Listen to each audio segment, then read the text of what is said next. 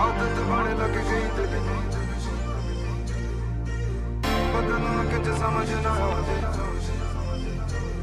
Let's go. आदत बन लग गई दिल में बदलना कुछ समझ ना आवे आदत बन लग गई दिल में बदलना कुछ समझ ना आवे